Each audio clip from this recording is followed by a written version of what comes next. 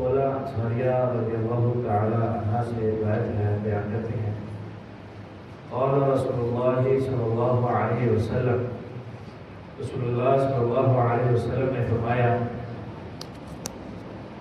ان رجالا یتخوضون فی مال اللہ بغیر حق، بعض ایسے مرد ہیں، ایسے لوگ ہیں جو دخل اندازی کرتے ہیں اللہ کے مال میں بغیر حق کے، فلہم النار یوم القیامہ، قیامت کے دن ان کے لیے آگ ہے، اعاذنا اللہ۔ اخرجہ البخاری، اس حدیث کو امام بخاری رحمہ اللہ نے اپنی صحیح میں بیان کیا ہے۔ اللہ کے مال میں حق کے بغیر دخل اندازی، یہ حدیث بالخصوص مال غنیمت، مال فیع یا خمس کے حوالے سے ہے، جو خالصتاً اللہ رب العزت کا مال ہوتا ہے، جس پر حاکم وقت امیر ہوتا ہے اور رعایا ہوتی ہے، خاص یہ حدیث اس متعلق ہے، لیکن یہ عام بھی ہے اور اس جیسی بہت سی اور روایات بھی موجود ہیں۔ حضور نے فرمایا کہ تم میں سے کوئی بات کرنے میں بڑا سڑا ہوتا ہے، اپنی زبان کی تیزی کی وجہ سے وہ بسوں کا حق نہیں ہوتا اور فیصلہ اپنے حق میں میرے سے کروا جاتا ہے۔ یاد رکھو، وہ جو مجھ سے لے کے جا رہا ہے وہ خوش نہ رہے کہ میں نے تو رسول اللہ صلی اللہ علیہ وسلم سے فیصلہ کرایا، اب میرے حق میں جو فیصلہ ہو گیا وہ میرے لیے ہے۔ نہیں، تم میرے سے ناحق فیصلہ اپنی باتوں کے ہیر پھیر سے کرا جو اور دوسرے کی سادگی سے فائدہ اٹھا لو گے، لیکن جو تم لے کے جاؤ گے وہ تم جہنم کی آگ ہے جو اپنے ساتھ لے کر کے جاؤ گے۔ تو کئی دفعہ انسان کے پاس مال میں تصرف کا جب اختیار آتا ہے، انسان حد سے تجاوز کرنے لگتا ہے۔ انسان کی فطرت کہ جب اس کے پاس اختیار ہے، اس کی موٹی مثال ہمارے معاشرے میں جب وراثت کی تقسیم کی باری آتی کیا ہوتا ہے؟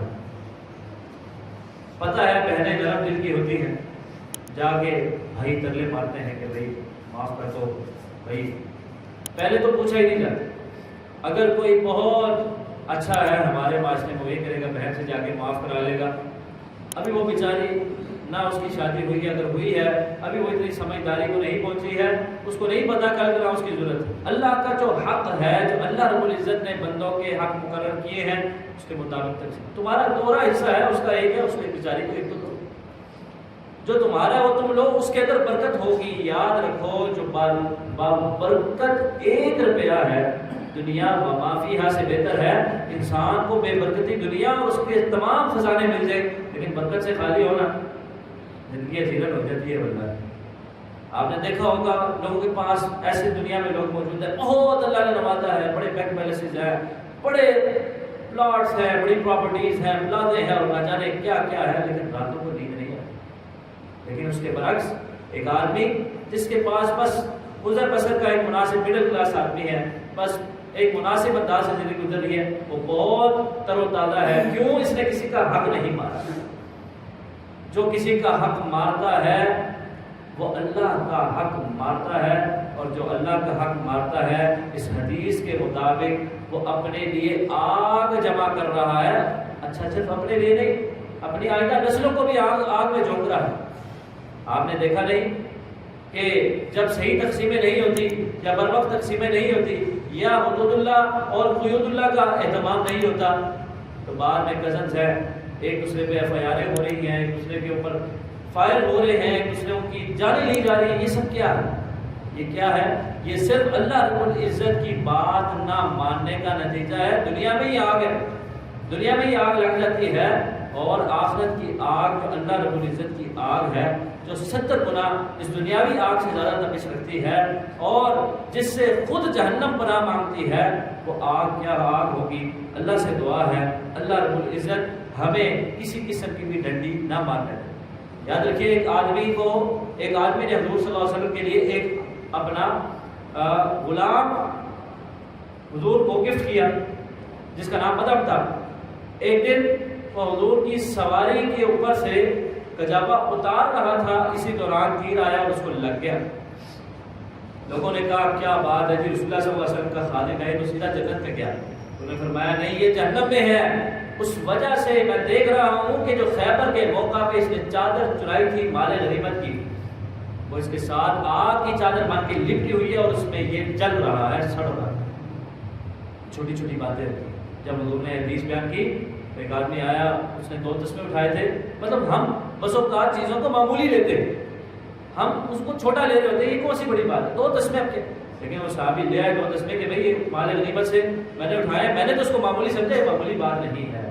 تو یاد رکھیے یہ جو معاملات ہیں لین دین کے، اس میں بہت کلیئر چلنا یہ بڑا ضروری ہے۔ اکثر ہم توحید میں بڑے اچھے ہوتے ہیں، ہم اپنی عبادات میں بڑے اچھے ہوتے ہیں، تہجد گزار بھی ہوتے ہیں، ہم قرآن کی بھی تلاوت کرنے والے ہوتے ہیں، ہم سیکھنے سکھانے والے ہوتے ہیں، لیکن معاملات کی جب باری آتی ہے ہم بہت کمزور پائے جاتے ہیں۔ اللہ رب العزت ہماری کمزوریوں کو دور فرما دے، اللہ رب العزت ہمارے تمام لین دین سیدھے کر دے۔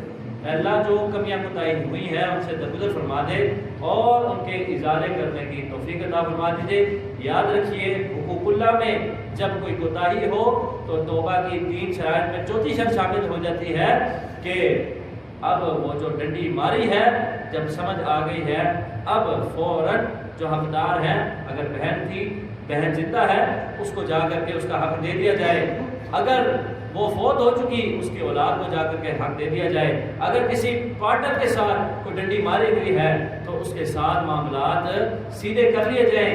یاد رکھیے اما جی عائشہ رضی اللہ تعالیٰ عنہ راویہ ہیں، حضور صلی اللہ علیہ وسلم فرماتے ہیں، بخاری شریف کی روایت ہے کہ جس آدمی کی نیت بن جائے کہ میں نے دینا ہے، ادى اللہ عنہ، اب اس کے پاس کچھ نہیں ہے لیکن اللہ رب العزت اس کی طرف سے ادا کرے گا۔ اللہ رب العزت ہماری طرف سے تمام حقوق ادا کر دے اور ہمارے امور آسان فرما دے۔ وما توفیقی الا باللہ، علیہ توکلت و الیہ